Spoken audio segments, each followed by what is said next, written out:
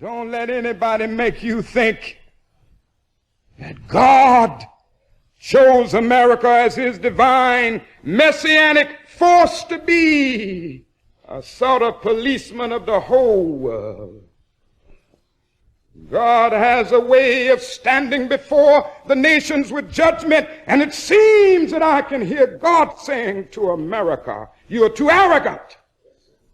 And if you don't change your ways, I will rise up and break the backbone of your power.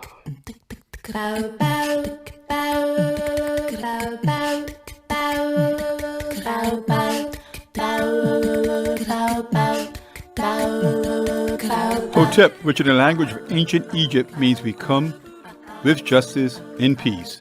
Welcome to Freedom Now, a Saturday Pan-Africanist and Internationalist World Affairs program. Freedom Now is committed to the principle of the rights of all peoples and nations to self-determination. We thank you deeply for your contribution to KPFK, which permits programs like Freedom Now to stay on the air. In this era of corporate acquisition and co-optation of all dissident media, we provide the microphone, challenging their corporate and racist point of view. So stay tuned for our agenda here at Freedom Now.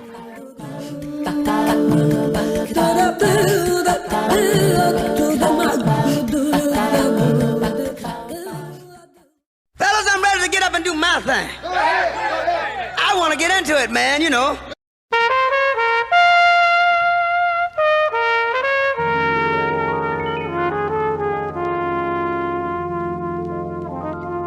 It's 4 in the morning, we all snoring. The doors on the 10, I'm recording. Got a man on the boards, and more important, the Lord is in the pen. When I deliver hymns or ends, I get ends, and it get intense. When I get an inch, I lose a foot. And them ingredients I use to cook got old quick. I look in new books. I wanna say one day I had a dream, and I can't tell them I took the same road you took. I'm music with a new look, and you cool shook. I am not a crook, and this official piece to the streets seem like another Richard Nixon, and you and yours, of course, it isn't. Ain't forfeiting this one. Forward the mission in Michigan, it goes and goes up and down. No matter what, you can't shut it down. It won't show when it's showing sold albums. See, it's not knowing the outcome. I'm living the pipe dream and a promise. Pipe dream and a promise. A pipe dream and a promise. A pipe dream and a promise. Peace, hoteps, and wisdom to all of our faithful and devoted listeners out there in the radio verse. This is Brother Brandon Sankara, and I want to start things off with a thank you to all of you loyal listeners out there who continue to support Freedom Now. You keep us on our mission and allow us to bring you our agenda for today, Saturday, September 17th, 2022. We begin with our dear sister, Luyanda Kaboka, writing the waves of history, giving us the historical drumbeat calendar for the week, reminding us that every day is a day in African history. After that, Dr. Gerald Horne will be in conversation with Jillian Hishaw, agricultural attorney, founder and CEO of F.A.R.M.S, Family Agriculture Resource Management Services, and the author of the book, Systematic Land Theft, the history of U.S. tactics keeping tribal nations from reclaiming their land and blacks landless. I think it goes without saying that she has a wealth of knowledge to break your mental bank, so listen closely as she makes it plain with Dr. Horne.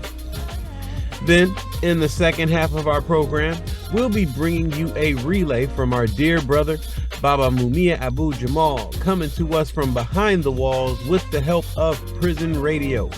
This time he's bringing us a message about the current extradition threat facing journalist Julian Assange of WikiLeaks, the state of Palestine, as well as other freedom struggles the world over.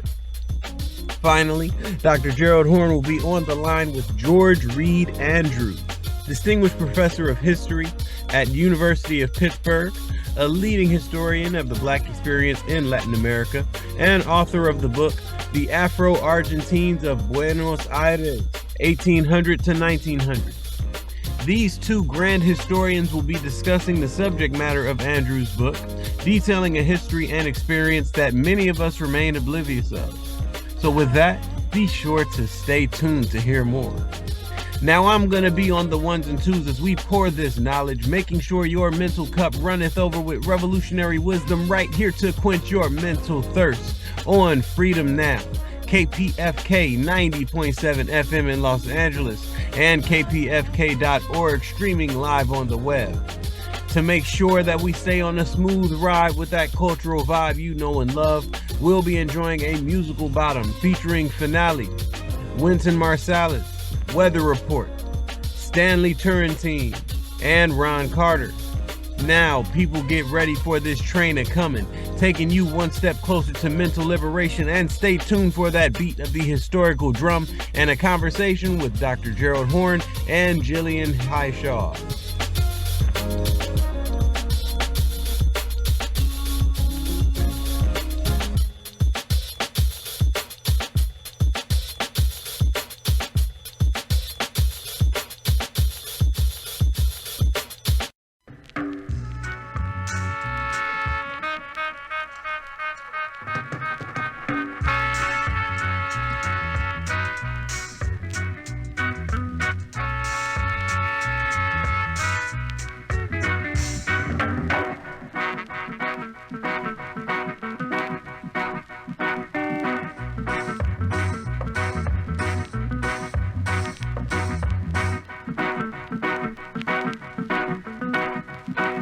Hotep. This is Sister Luyanda Koboka with Freedom Now's weekly African Drumbeat Historical Calendar for the week of September 19th. This calendar is presented to provide historical continuity to the ongoing struggle of the oppressed, so that we may take heart from the bygone struggles of our ancestors. September 20th, 1918. Mary Huang Choi was born.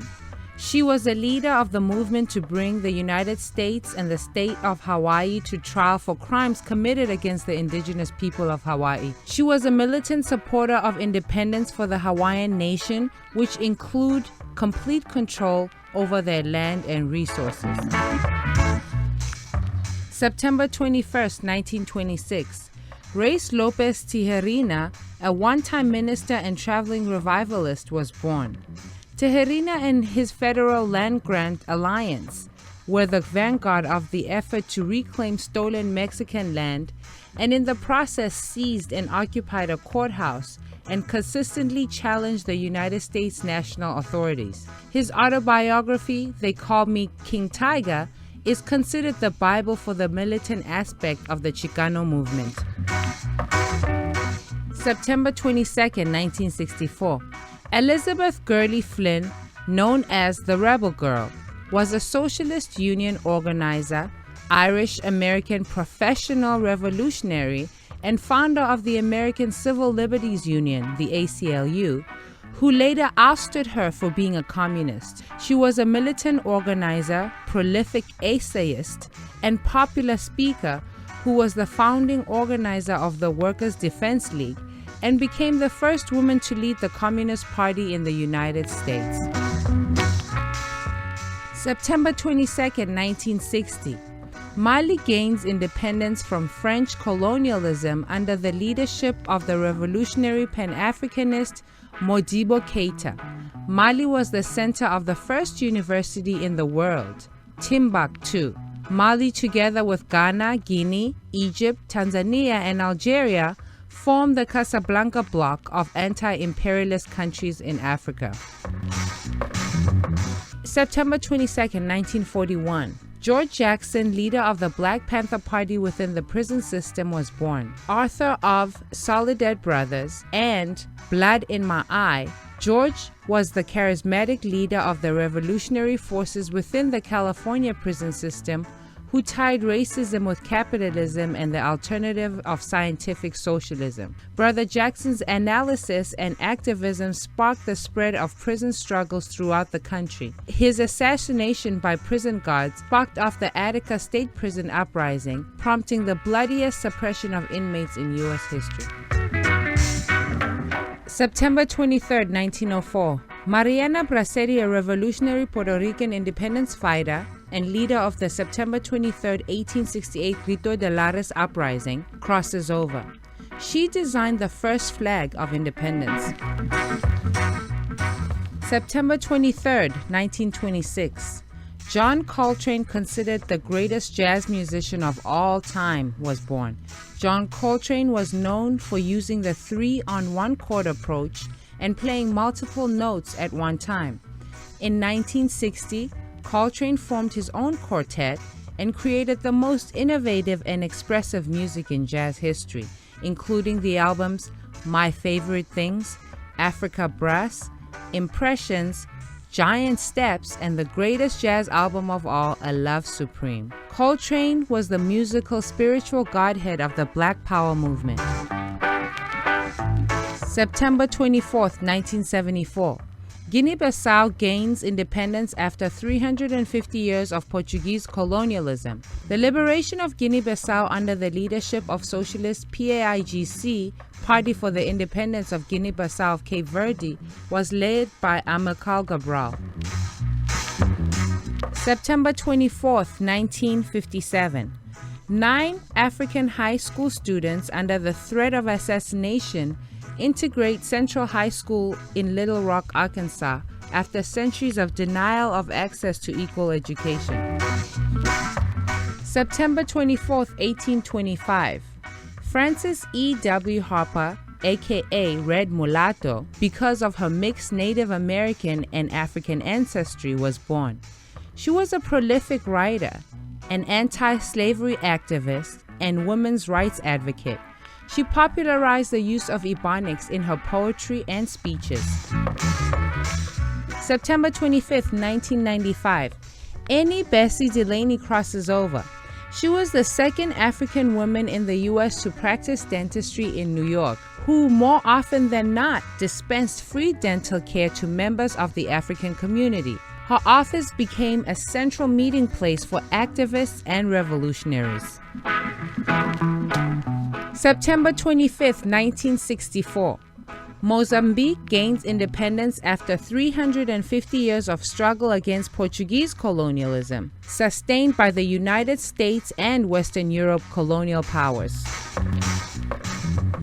This has been African Drumbeat Historical Calendar here at Freedom Now on KPFK 90.7 FM in Southern California and 98.7 FM in Central California, and live on the web at kpfk.org. Please join us in the chant of liberation, Amandla Awetu, which means the power is ours. Amandla Awetu, Amandla Awetu, Amandla Awetu.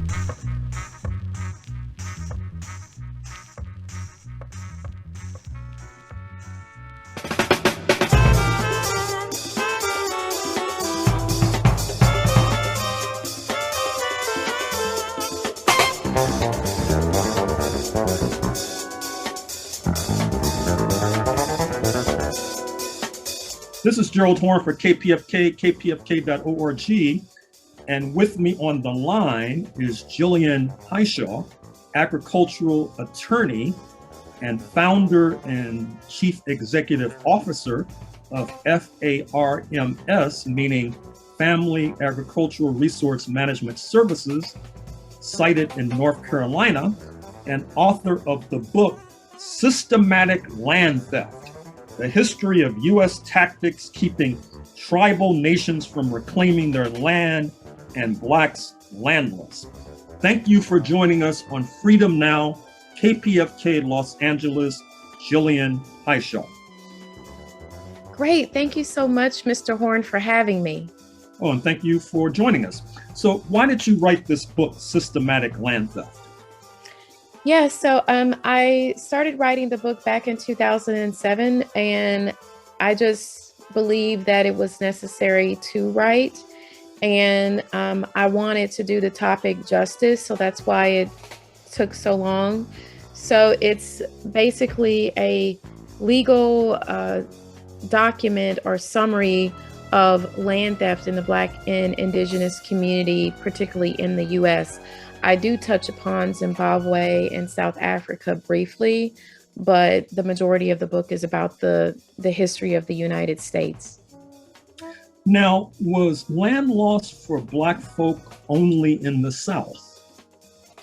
No, goodness, no, unfortunately not. And the basis of this book actually is focused on the prairie states, in particular the Midwest. So I'm originally from Kansas City, Missouri, born and raised. And so when I started the book, I was working for the state of Missouri. And so it started as a white paper and then morphed into a book. And so a large swath of the book is about laws in Missouri, Iowa, Kansas, Arkansas, that Midwest prairie area.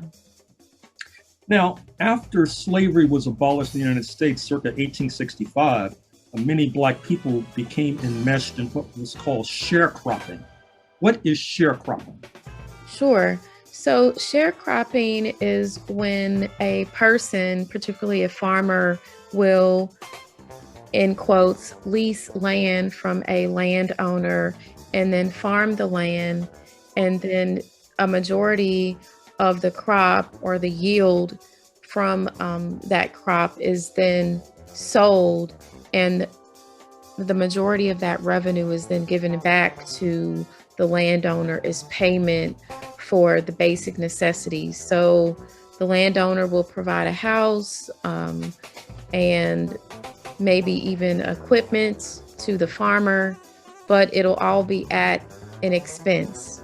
And that expense is the labor and also the inputs. And when I say inputs, I'm talking about seed, fertilizer, things like that. And it's all coming from that crop that's yielded each season. And of course, that leaves a lot of room for cheating the poor sharecropper. Yes, and each season, the farmer that is sharecropping just sinks more and more into debt to the landowner, which basically enslaves and keeps him on that land to continue to pay off that debt. Mm-hmm. Now, what has been the role of local, state, and federal governments in land theft and land loss for Black people in particular? Yes, it's been a central and unfortunately a pivotal role in land loss. And so there's been various studies done, recently over the past few years, and there's some estimates, which I cite in my book, of 350, I believe, trillion in land loss revenue and value that Black folk have lost, over the past century. And so a lot of that has to do with county, state, and federal entities basically in cahoots with private landowners or just on the efforts of themselves as an agency, basically illegally taking Black-owned land. In particular, with the U.S. Department of Agriculture, they were created, I believe, in 1864, a year before the Civil War ended. And one of the conditions that went into the inception and the founding of the U.S. Department of Agriculture, particularly when it comes to Black farmers, is that they had to put up collateral. Now, when this requirement was created, Africans were still enslaved.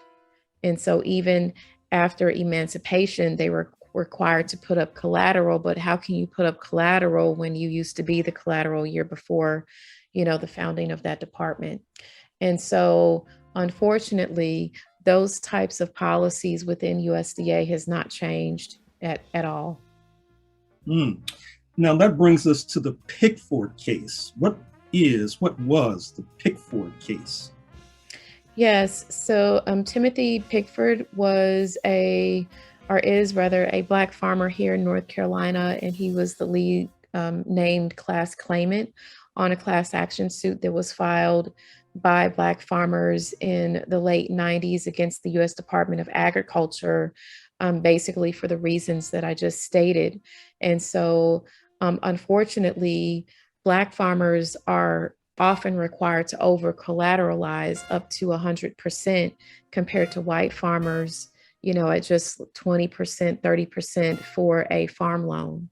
And so when you are over collateralized and they accelerate on the loan, you lose everything. And essentially, thousands of Black farmers have lost land due to the predatory terms of farm loans within U.S. Department of Agriculture.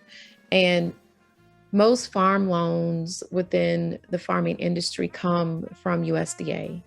And so they have been pivotal and just the center of Black land loss within the past century.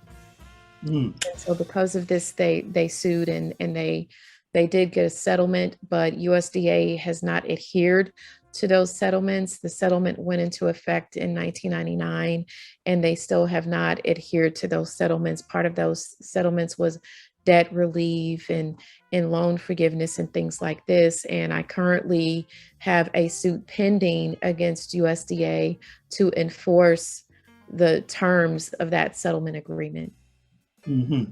Now, as the title of your book suggests, you're also interested in land theft from the indigenous population, the Native American population. And that brings us to the Keeps Eagle case. What was the Keeps Eagle case? Yes, so the Keeps Eagle case came after Pickford. So there were 3 lawsuits that basically stepped into the shoes of Pickford because the Black farmers set the precedents.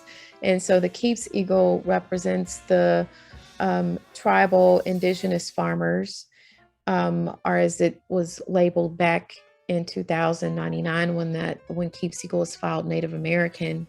And then that followed with Garcia, which represented Hispanic farmers, and then Love represented women farmers.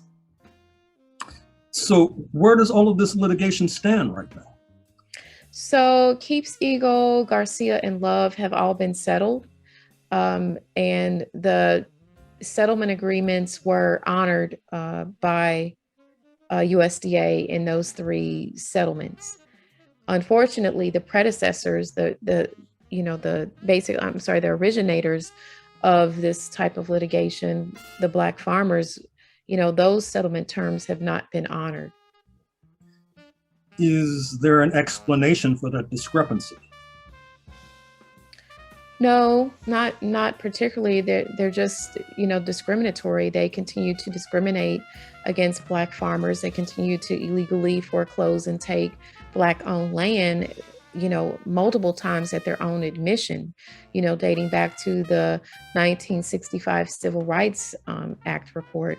And so there's so many different reports, the Crack report, the Jackson Lewis report, on and on it goes. The USDA has admitted to not honoring the settlement terms of Pickford and continuing to discriminate against Black farmers. And the legislature has stepped in 2008 with a moratorium, and then March of 2021 with the American Rescue Plan, Section 1005 and 1006, was supposed to allocate debt relief for Black farmers, as it was supposed to be honored in, the Pickford settlement agreement. But unfortunately, it has not come to pass. And now with this new Inflation Reduction Act, now they've repealed the 1005 loan forgiveness, and now they've opened up the debt relief to, quote, distressed farmers, which include, white farmers. And so last year, when debt relief was supposed to go to Black farmers, there were 12 pending cases filed by white farmers claiming reverse racism. And now those cases have basically, become moot with this new bill that was passed 2 weeks ago, allowing for, distressed farmers to receive debt relief, which includes white farmers. So was your family subjected to land theft? Yes, that has definitely been pivotal in me the past 20 years being committed to this work in agricultural law. My grandfather was originally from Muskogee, Oklahoma, and he was born and raised on a farm.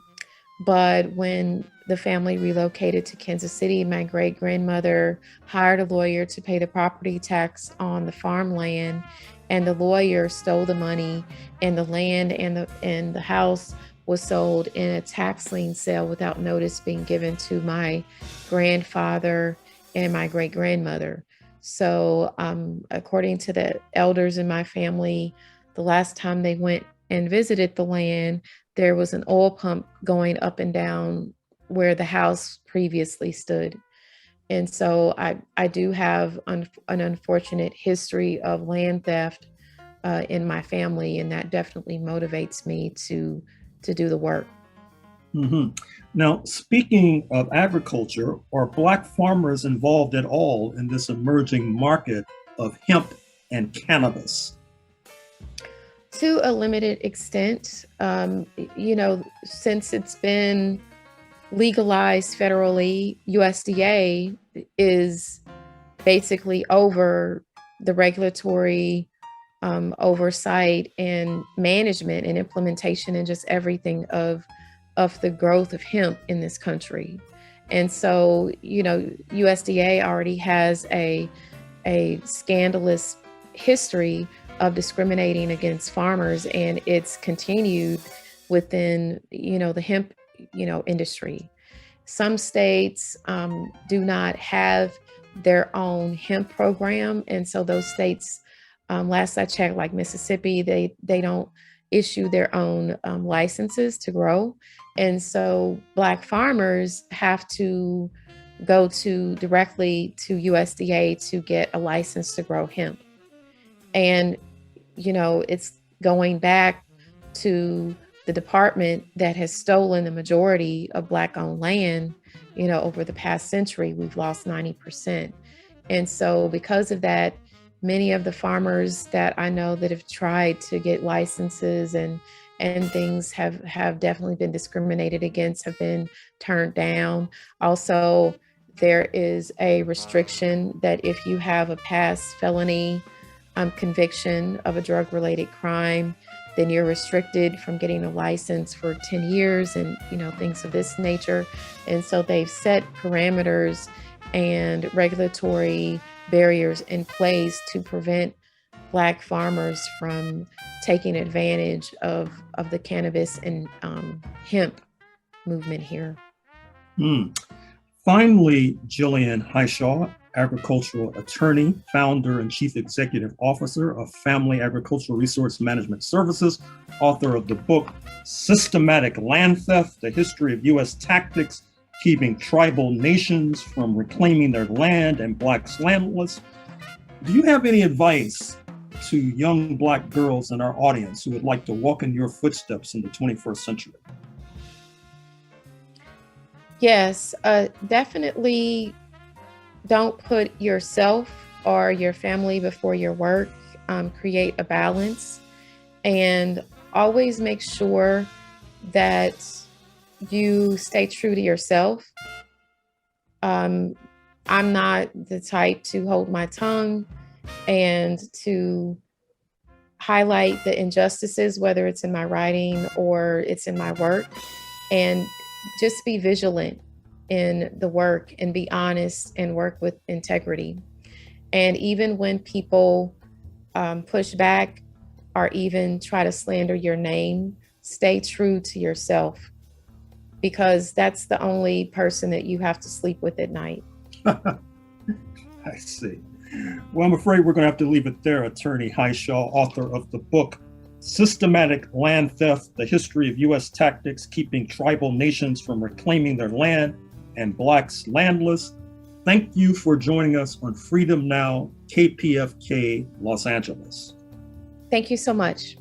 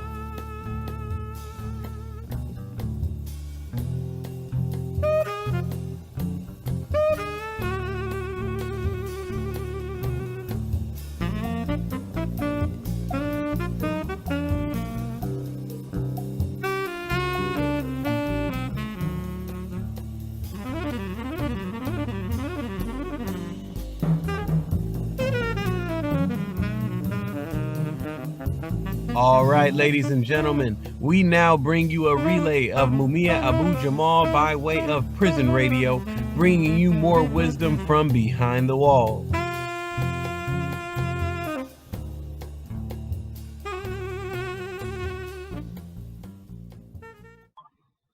Assange, Palestine, and other freedom struggles. Hello to Jeff.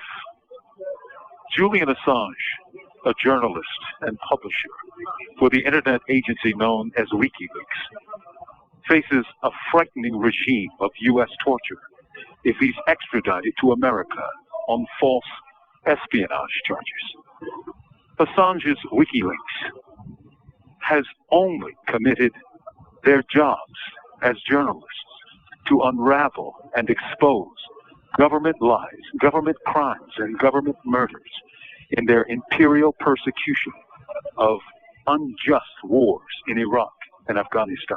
Assange committed no crime except perhaps that which is truly unpardonable, embarrassing the U.S. Imperial Army as it killed innocent, unarmed civilians in Iraq and elsewhere. WikiLeaks published tapes of American soldiers laughing and joking as they slaughtered Arabs. And guess who got charged with a crime? Julian Assange, who has been subjected to mind-bending tortures of solitary confinement, itself a violation of international human rights law. Julian is not a citizen of the U.S. He is not a spy. He is a brave and resourceful journalist who fought to reveal the truth.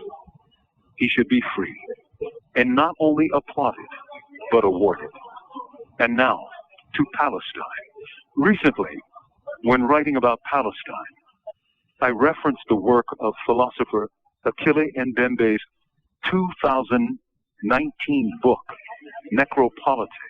Professor Mbembe makes note of what he calls exits from democracy, or of those intentionally excluded from democratic consideration, those contemplated as outsiders. He writes of how the Palestinians in the lands of their birth are such an excluded people, and he compares this to the mid to late 20th century exclusions known to the world as apartheid in South Africa.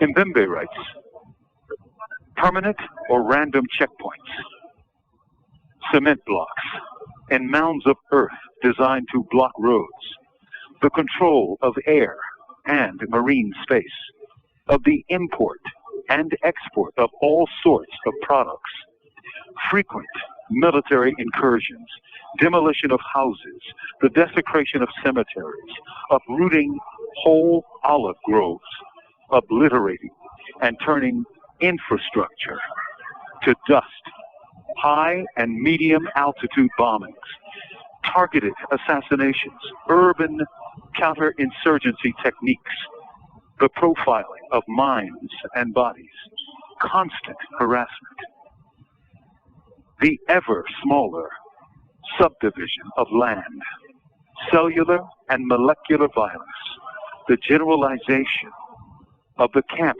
form. Every feasible means is put to work to impose a regime of separation whose functioning, paradoxically, depends on approximate intimacy with those who have been separated. Mbembe, page 44. He adds, such practices variously recall the reviled model of apartheid with its Bantustans, vast reservoirs of cheap labor, its white zones, its multiple jurisdictions, and wanton violence. However, the metaphor of apartheid does not fully account for the specific character of the Israeli separation project. It is also evidenced in the procedures and techniques of demolition of almost everything: infrastructures, houses, roads, the countryside, and the dynamic of frenzied destruction whose essence lies in transforming the lives of Palestinians into a heap of ruins or a pile of garbage destined for cleansing. In South Africa, the mounds of ruins never did reach such a scale. Professor Ndembe. Achille Ndembe, in the book Necropolitics, is quoted here. This should give us some insight into the regime of collective punishment enacted against Palestine, written by a brilliant African scholar. As for me, the struggle continues. Wherever you are, there's probably a group of young activists who organize on our benefit and behalf. We struggle on, for in the words of our belated sister, Jillian Hishaw, freedom is a constant struggle. I love you all. With love, not fear. This is Mumia Abu-Jamal. These commentaries are recorded by Prison Radio.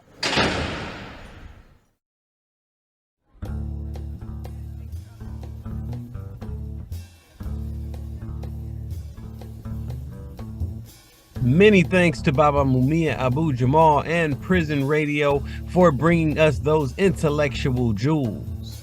I now hand things back over to Dr. Gerald Horne, who's being joined on the line by Professor George Reid Andrews, right here on Freedom Now, KPFK 90.7 FM. Take it away, Dr. Horne. This is Gerald Horne for KPFK, kpfk.org. And with me on the line is George Reid Andrews, Distinguished Professor of History at the University of Pittsburgh, leading historian of the Black experience in Latin America. His books include Afro-Latin America, Black Lives, 1600 to 2000. And the book for today is The Afro-Argentines of Buenos Aires, 1800 to 1900. Thank you for joining us on Freedom Now, KPFK Los Angeles, George Reid Andrews. It is a pleasure to be here, and I'm honored to be here. And it's an honor to have you. So why did you write this book on the Afro-Argentines? The immediate reason for writing the book was that I was in graduate school in Latin American history at the University of Wisconsin, and I was looking for a dissertation topic, as all PhD students do. And I happened to read in a couple of English language histories of Argentina about the mystery of the disappearing Black population. And I kind of put that in the back of my mind. I wasn't thinking about it a great deal, but then in the autumn of 1973, I happened to be with my wife in a bank in the south side of Chicago. She was starting graduate school at the University of Chicago. And that bank in the waiting room had a number of copies of Ebony magazine. And the cover story in the October 1973 issue of Ebony was Argentina, Land of the Vanishing Blacks. And Ebony had sent a reporter down to Argentina to do a story on the Black population of that country and what had happened to them. And that just hit me like a ton of bricks. And I thought, oh my God, here is a perfect dissertation topic. And so that's how I got started with it. It was really that story in Ebony. Now, you write that Blacks were a major force in Buenos Aires in 1800, not so much in 1900. They were 30% of the population of that metropolis in 1778, 2% in 1887. What happened? Okay, that's the story of the book, and I'm happy to try to boil it down. What happened basically was that Argentina had a phenomenally successful 19th century economically. They had a tremendous boom in the export of agricultural products, of meat, of wool, of cereal, and so on, mainly back to Europe. And that economic growth lured several million European immigrants to Argentina. Most Latin American countries were trying to attract European immigrants at the time, but they didn't have the economic conditions to do so. Argentina did, Brazil did, the southern states of Brazil did. And that economic growth generated huge demographic growth based on white European immigration. The Black population did not actually decline much in absolute terms over the course of the 1800s, but in percentage terms, they fell from those numbers that you mentioned in the question, from about 30% of the population, and that's a national figure, I would say. Actually, it's 37% nationally, to certainly less than 2% by the end of the century. But in absolute terms, they were still very much present. And the book goes into the Black newspapers that they were publishing in the 1870s, 1880s. Another one of those papers has just been discovered in the National Archive in Argentina for the early 1900s. The Black population had civic associations, they had mutual aid societies, they had carnival organizations. They were very much a part of the life of the city, but a small part of the life of the city, numerically around 2%. Mm-hmm. Now, why did Argentina seek to present itself as a so-called white nation? As you know, more than most, the cliche about that South American country is that an Argentine national is an Italian who speaks Spanish and thinks that they're British. Was this construction of Argentina as a so-called white nation, was this because of its contestation with its neighbor, historically speaking of Brazil, with one of the largest Black populations in the Americas? Or was it the impact of the influence of the United States, which of course tried to style itself, its population demographics to the contrary, as a so-called white nation? Yeah, great question. The competition with Brazil does contribute to this for sure. And Argentines, to this day, I will say, many of them will contrast the two countries, Argentina being more European, Brazil much more African in national culture and composition of the population. But I would say that the big reason why Argentines tried to, and to a very large degree succeeded in presenting themselves as a white nation, was just the hegemonic influence of scientific racism throughout the Atlantic world in the late 1800s and the early 1900s. And Gerald, you know as much or more about this as any historian out there. This is the belief, supposedly supported by scientific research being carried out by anthropologists, by criminologists, by sociologists, by psychologists, et cetera, the belief that humans are divided into races and that those races are hierarchically ranked from superior races, the white races, to subordinate non-white races.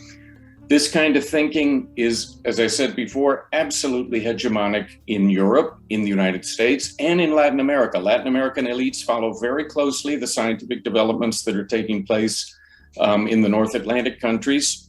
They accept the tenets of scientific racism. And if they do accept those tenets, their countries are in big trouble because virtually every country in Latin America is majority Black, indigenous, or racially mixed. Argentina and Uruguay, and again, the southern provinces of Brazil, are the only regions in Latin America that actually succeed in attracting large numbers of European immigrants, which everybody wants during a period of scientific racism. And Argentina gets them to such a degree that it is actually possible to proclaim to the world with some degree of truth that they have transformed their population from a heavily Black, heavily indigenous, heavily racially mixed population at the beginning of the 1800s to a majority white population in 1900. Other Latin American nations would like to be able to do this. They just can't, but Argentina can, and it really rides that message all the way through the 1900s, as does Uruguay to a degree, and as again do the southern states of Brazil, Sao Paulo, Santa Catarina, Paraná, and so on. Mm-hmm. You have an entire chapter on the arts and the contribution of Afro-Argentines to the arts. Talk to us about that chapter, and more specifically, the story about the tango, the signature dance of Argentina. This is a major topic in Argentine history. Tango is, of course, their major popular cultural form. A lot of debate in Argentina and other countries about where that dance and where that music comes from. I was not original in arguing that it was heavily rooted in African musical and dance forms. Other Argentine musicologists and anthropologists had made this case before me. And I will say that by now it is firmly established that the tango is deeply rooted in African, in Congo and Angola musical traditions. And I want to recommend, in fact, a book by a deceased friend and colleague, Robert Farris Thompson, called Tango, The Art History of Love. This was published, I think, in 2005. This book really makes the case for the African origins of tango and candombe as well, which is a hugely popular music in Uruguay and to a degree in Argentina. So to your listeners, if they read the chapter in my book and they want to learn more, Robert Farris Thompson, Tango, The Art History of Love is the place to go. Now, on page 27 of your book on the Afro-Argentines, George Reid Andrews, you speak about Congo and Angola as a major source for the captive population in Buenos Aires, but you also mentioned East Africa, and that came as something of a surprise. And I'm wondering, A, are we referring to, for example, Mozambique, Zanzibar, and B, might this have something to do with the connection between Cape Town in South Africa, which of course was kidnapping Africans from Mozambique and enslaving them at the southern tip of Africa, and perhaps some of those were transported across the South Atlantic to Argentina, or what is it? Yes, it's true. When you look at the censuses in Buenos Aires in the late 1700s, early 1800s, and also when you look at a specific form of community organization in Buenos Aires, which were the African nations. These were mutual aid societies that were established by people from specific regions in Africa, speaking the same language, having the same religious observances. A number of the people in those censuses, a number of those national associations are from the Mozambique region of East Africa. And what accounts for this is that the slave trade kept moving. It started out in West Africa, penetrated into Congo and Angola. By the early 1700s, it had merchants were traveling around the Cape and operating in Mozambique and bringing people from East Africa to Brazil and to Argentina, and also even to some degree to the Caribbean. Now, and since most Africans who came to Buenos Aires came in the late 1700s, early 1800s, there's a certain number of people from Mozambique who are involved in that experience, in that migration.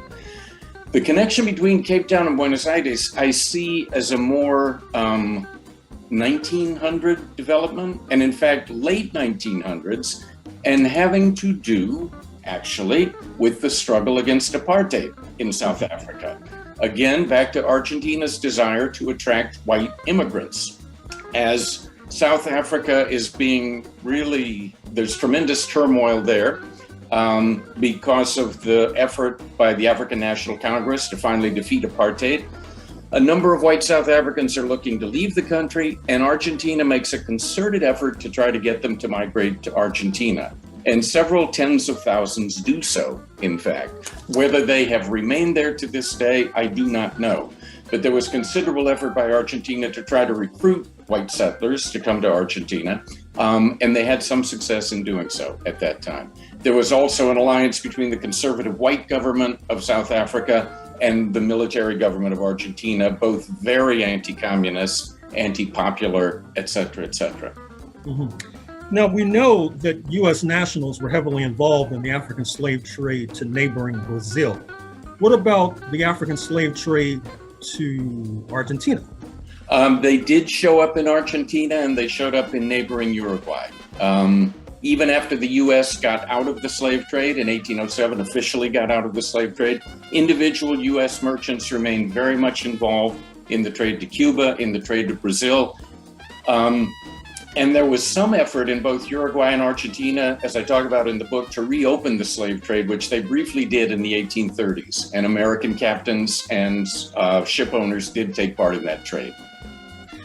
Is there any evidence of the impact of the Haitian Revolution, 1791 to 1804, on slavery in Argentina? Most definitely, as there is all through Latin America. You know very well about this, Gerald. The Haitian Revolution was huge news. It was the first case of a successful, and actually the only case of a successful slave rebellion that actually was able to overturn a slave system and establish national independence. Slaves knew about it all around the region, and slave owners knew about it all around the region, and governments knew about it all around the region. And the latter two, slave owners and governors, were quite nervous about the possibility of something similar happening in their own countries. In the case of Argentina, there was a conspiracy called the French conspiracy, in fact, uncovered in 1795, as I recall, in which royal officials learned of discussions among the slave, free black, and kind of liberal white population in Argentina to rise up against Spanish rule and against slavery. That conspiracy was put down very quickly, as were most conspiracies or attempts to rebel in Argentina, but there was definitely reverberation from Haiti running all along the Atlantic coast of South America and the Pacific coast as well. Do you think there's enough evidence in the archives and in newspapers to produce a book about that? Oh, about that particular conspiracy? And or the impact of the Haitian Revolution and the southern tip of South America? There have been, in fact, historians who have written about this in recent years. They've gone into it more deeply than I was able to. Alex Borucki is one such person who has followed the reverberation of the revolution in the Rio de la Plata, in Buenos Aires, in Montevideo. And there are a few other folks as well. You know that this important book by Julius Scott. Of course. Yes, and I'm blanking on the name. Common Wind. The Common Wind, exactly. Thank you. That does make reference to reverberations of Haiti in the far south of South America, but there is additional stuff that's been done since then that continues to dive into that. Finally, George Reid Andrews, Distinguished Professor of History at the University of Pittsburgh, author of the book, The Afro-Argentines of Buenos Aires, 1800 to 1900. Whither Black people in Argentina today? Or are they visible, or are they organized, or are they represented in parliament? Where do they stand? They are a smaller proportion of the population today than they were in the late 1800s. The Argentine census actually gathered data on race for the first time ever. Those censuses I mentioned before were colonial censuses or municipal censuses in the early 1800s. When Argentina started taking national censuses, it didn't record any information on race. That figure from the late 1800s, again, is from the municipal census. But in 2010, for the first time ever, Argentina included race in the national census, and the Black population today, or people who in the census claimed some degree of Black ancestry, represent 0.5% of the national population. But that is still about 150,000 people, which is way more Afro-Argentines than were present in the country in the late 1800s. They are organized in some civic associations. They have mobilized to try to press the national government, first to recognize that Black people are part of the nation, and then second, to try to do something about problems of discrimination and inequality. Argentina has established a national institute to combat discrimination. There are efforts toward multicultural education. And so Black people, while they represent a very small proportion of the national population, are very much part of the national scene. And I would say increasingly recognized within the last 20 years by the national government as such. Mm-hmm. Well, I'm afraid we're going to have to leave it there. Professor Andrews, Distinguished Professor of History at the University of Pittsburgh, author of the book, The Afro-Argentines of Buenos Aires, 1800 to 1900. Thank you for joining us on Freedom Now, KPFK, Los Angeles. Thank you so much for the opportunity to talk with you. I really enjoyed it. Ditto.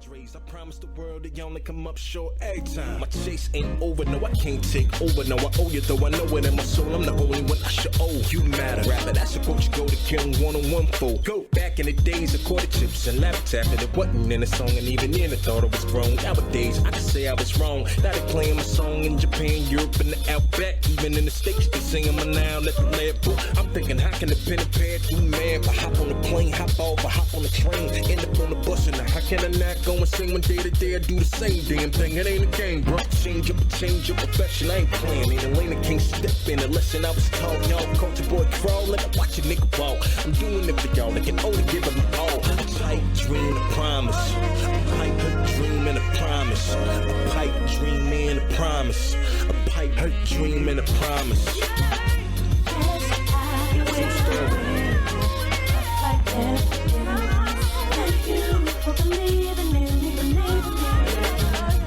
In closing, we'd like to thank our guests, starting with Jillian Hishaw, representing F.A.R.M.S, Family Agriculture Resource Management Services.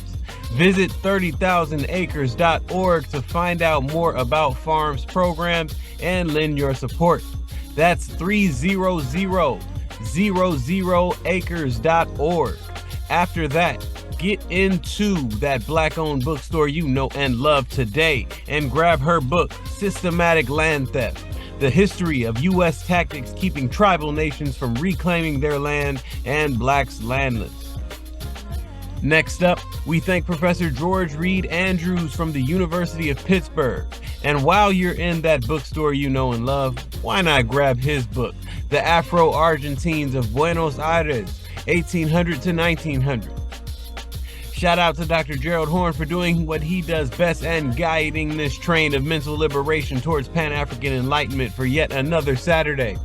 Get back onto SO1 Bookstore's website today and expand your library by finding one of Dr. Horne's many informative texts to enrich your library and your mind. Word to producer sister Tej.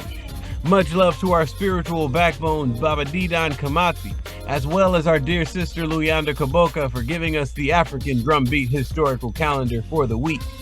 Shout out to our marvelous engineers.